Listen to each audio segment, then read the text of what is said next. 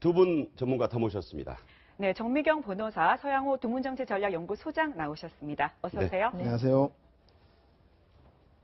박근혜 정권의 핵심 실세이자 이번 최순실 국정농단 게이트의 마지막 퍼즐 또는 마지막 관문으로 여겨지던 우병우 전 청와대 민정수석 구속영장이 청구됐는데 오늘 새벽에 기각됐습니다. 자, 그 모습부터 여러분께 보여드리겠습니다. 구속되시면 마지막 인터뷰일 수도 있는데 한마디만 해주십시오. 법정에서 제 입장을 충분히 밝히겠습니다. 그 최순실 씨는 왜 자꾸 모른다고 하시는 거예요? 수석으로 계시는 동안 국정농단이 일어났는데 정말 모르셨습니까? 책임감 안 느끼시나요? 그동안 많이 정부에서 얘기하고 다 했잖아요. 영장실질에서 대통령 지시였다고 해명하셨다는데 어떤 게 대통령 지시입니까?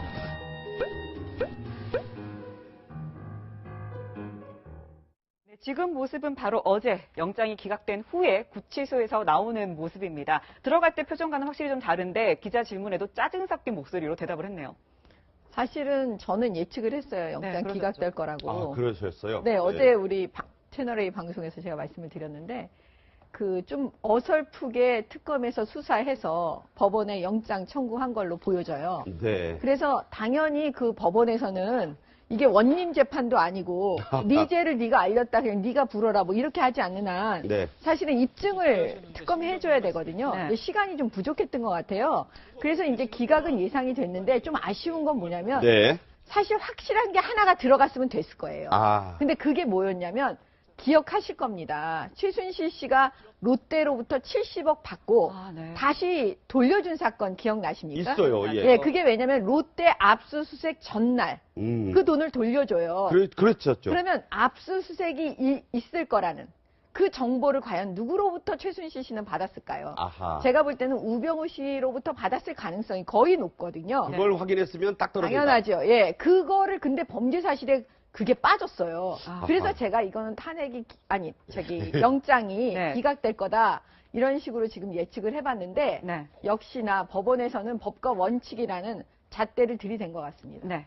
지금 이제 정 변호사 말씀도 있었지만 우병우 전 수석이 그 영장 심사 전에 이만한 그 서류를 착착하게 지켜보고 있다고, 들춰보고 있었다고 전해드렸는데 이렇게 자신의 입장을 변호했다고 합니다. 청와대에서는 대통령이고 법입니다. 나는 대통령의 지시를 하달하는 전달자였을 뿐이다. 이렇게 본인의 입장을 변호해서 결국 통한 거 아닙니까? 통했죠. 통했고 아까 우리 정비용 변호사님 아까 그러저러한 70억 그 롯데에 돌려줬던 부분을 그것도 어떻게 보면 그걸 파헤쳤으면 딱 떨어지게 구속영장에 나오지 않았겠는가 하는 말씀에 대해서는 그렇게 쉽지 않을 겁니다. 그러면 우병우 입증이 아니죠. 우병우 민정수석은 그 정보를 어디서 얻었을까요?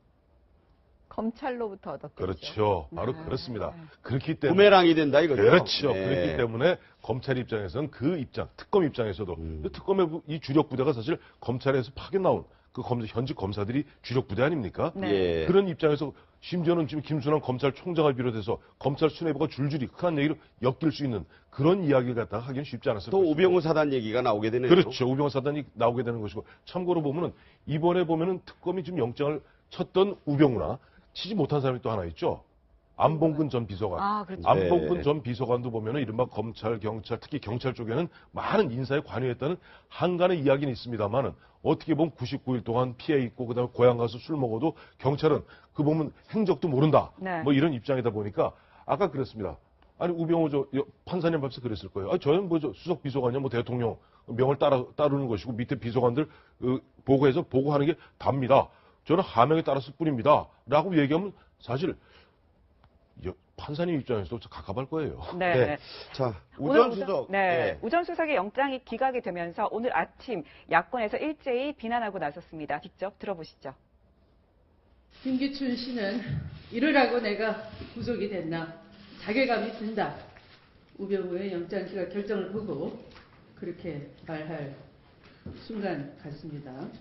우병우의 지능적인 덮꾸라지 증거인멸과 반복적인 거짓말로 당장의 구속을 면했을지는 몰라도 반드시 그 죄값을 받게 될 것입니다.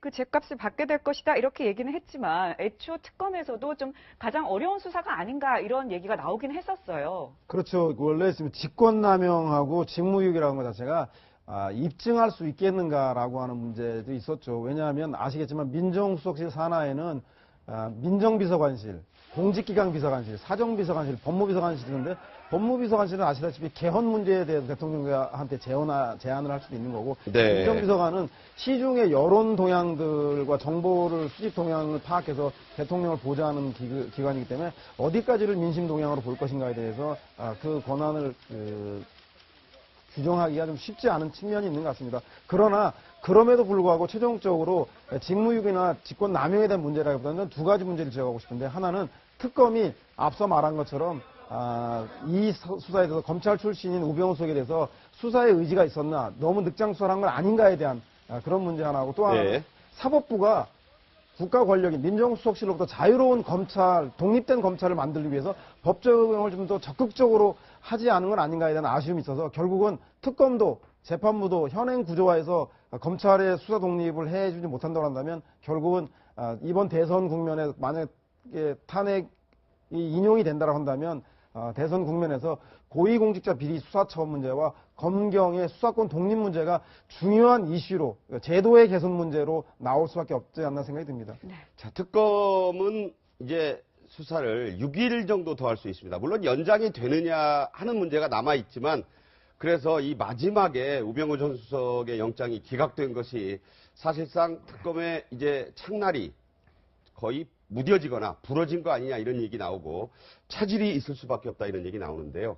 여기서 우병우 전 수석의 장모 얘기를 좀 하겠습니다. 김장자 씨 골프 치면서 깍듯하게 뭐 수십 년 연하의 최순실 씨를 서로 회장님이라고는 했지만 회장님이 어린 회장님을 깍듯하게 모셨다 이랬는데 이런 관계 골프회동뿐만이 아니었다고 합니다. 자, 특급 호텔에서 수영 강습 같이 받았다는 얘기와 함께 재벌 사모님들의 계모임에서 만난 돈독한 사이다. 이게 이제 전에 이 사태 초기에 보면 팔선여회 어쩌고 얘기 계속 있었어요. 네. 그런 것이 결국 실체가 이런 거 그 중에 하나 아닌가 이렇게 보는데 어떻게 보십니까? 아니, 그래서 이번에 특검에서 사실 우병우 전 수석 구속영장 청구 전에 사실은 김장자 회장을 조사를 했어야 돼요. 네. 제가 볼 때는. 근데 네. 지금 김장자 회장 조사를 안 했었잖아요. 안 했죠. 그리고 잘 생각해 보세요. 지난번 국회 청문회 때도 나오질 않았습니다. 안 김장자 회장은 자꾸 피하는 거예요. 몸이 안 좋아서 안 나온다고 그렇죠. 근데 했었죠. 지금 언론에서는 여러 가지 최순실 씨하고 김장자 씨의 그런 관계를 지금 다 얘기하고 있잖아요. 네. 그러면 특검이 왜 안 했을까요? 제가 볼 때는 일단 시간이 부족했다고 봐주고 네. 특검을 봐준다면 아유 시간이 부족했구나 이런 거고 근데 국민들 입장에서 보면 지금 시간 부족을 우리는 따지는 게 아니니까 그렇죠. 왜 김장자 씨, 왜 장모님은 왜 봐줬나?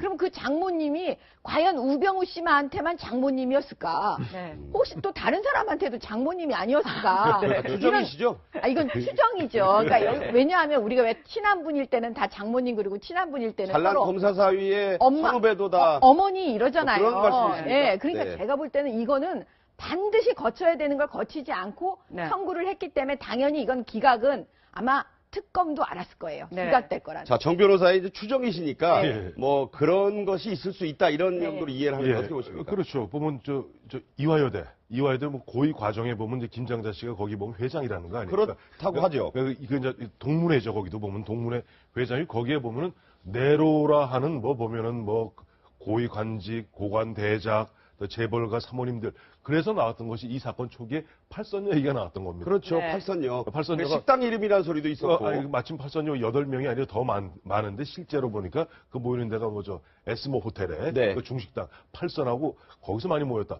잘 보시면 얼마 전에도 보면 누굽니까? 그저 박채윤 씨하고 그 당시에 그 안종범 네. 그 안종범 그 전 수석 부인. 안종범 그 하고 통화하는 거 있잖아요. 통화도 했죠. 그 유명한 통화. 용화하면서 추석 지나도 받을게요. 받을 게 그 네. 앞에 뭐라고 돼 있어요. 아유, 그죠. 거기 가면요. 그 중식당에 그 참 보양식이 좋다는데요. 네네. 70만 원짜리입니다. 이게 그렇습니다. 그거. 그런 이야기인데. 네. 그냥 저도 참 이 사건 쭉 바라보면서 처음 나왔을 때 우병우 얘기 나왔을 때 계속 김장자 씨 얘기 나왔고. 네. 여러 가지 이제 고인이 된 장인 이상달 씨 얘기 나왔습니다. 근데 검찰은 묘하게도 정말 묘하게도 네. 김장자 아까 말씀드렸잖아요. 이화여대 보면 처음에 보면 김장자를 통해서 최경이 최순실도 엮였다는 그런 보도도 있었습니다만 네네. 최경이 전 총장은 구속까지 하면서도 김장자 씨는 한 번도 안 불렀어요. 네, 서로 모른다는 이 최순실 씨와 우병우 전 수석 네. 두 사람의 관계를 의심하게 할 만한 그런 증언들은 속속 쏟아지고 있습니다. 바로 노승일 부장도 이에 대해서 얘기를 했는데요. 그 목소리를 들어보시죠. 2016년 10월 달에 그 최순실과 통화를 했을 때는 최순실이 우병우 전 민정수석을 모르는 건 아니었었어요. 최순실은 독일 가서 저한테 여러 번 전화를 했었거든요. 한국 동향은 어떠냐. 제가 동향들을 얘기를 했었는데 제가 야당에서 우병우 민정수석을 사퇴하라고 압력을 넣고 있다. 그러니까 우병우 수석은 또 왜 그래? 그 노 부장이 좀 잘 좀 알아봐서 다시 한번 나한테 좀 전화달라. 그랬었거든요. 그래서 저의 느낌은 이 사람이 우병우는 모르는 게 아니구나. 다 연관이 돼 있구나.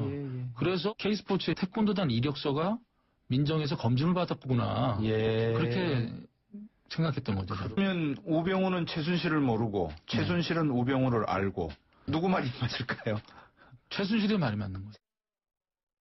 노승일 부장의 인터뷰와 함께 이 얘기도 있습니다. 최철 전 문체부 보좌관은 이렇게 얘기합니다. 최순실 씨와 우병우 전 수석 친분이 있고 최 씨가 민정수석실을 통해서 일정한 정보를 듣고 있다. 이런 얘기를 고영태 씨가 했다. 이런 얘기입니다. 그렇죠. 그러니까 최순실과 우병우 그 전 민정수석과의 관계는 두 가지 측면에서 확인해 봐야 될 건데 하나는 김장자 장모의 개입 문제로 최순실과 우병우가 알았을 것이라는 건데 우병우 수석 잘 아시겠지만 서울중앙지검과 검찰청에서 잘 나가는 그 검사 생활하다가 상하 관계는 잘하는데 주변 관계를 너무 까칠하게 해서 주변으로부터 평판이 좋지 않아서 검사장 승진에서 탈락하게 됩니다. 그런데 갑자기 1년, 2년 동안 변호사 생활하다가 박근혜 정부가 들어서자마자 민정비서관에 발탁되고 정윤회 문건을 잘 처리하는 관계로 사상 유례 없이 비서관이 민정수석으로 파격 발탁됩니다. 이 배경에 김장자 장모와 최순실의 관계가 있지 않겠냐가 합리적 의심인 거고 두 번째는 지금 현재 그 노승일 부장이나 고영태 씨가 증언하는 것과 마찬가지로 최순실의 국정농단에 항상 설거지 역할로 우병우 수석이 등장했다는 겁니다. 아시겠지만 미얀마 주 대사를 최순실이 아는 사람으로 낙하산 인사할 때 그러면 기존에 있는 대사를 비어 공석으로 만들어야 되는데 그 공석으로 만들 때 이백순 대사를 경질하는 것도 민정수석이 개입했고 또 하나는 이철승 경찰청장 인사 파일에 대해서 그 최순실이 포스트잇에 민정수석실을 보내라라고 하는 그 새로운 문건이 그 시크릿백에서 드러났는데 그 시크릿백에 있는 것도 결국 민정수석실, 즉 우병우 수석이 관할하고 있는 부서로 간 걸 보면 항상 최순실의 국정농단에는 우병우와 같은 게이트키퍼, 골키퍼 역할을 해준 사람이 누군가 있었다라는 것 때문에 아마 노승일 부장과 이런 주변에 최순실 주변에 있는 진술이 그 우병우와 최순실은 밀접한 관계가 아니었겠나라는 합리적 의심을 하게 하는 대목인 것 같습니다. 네.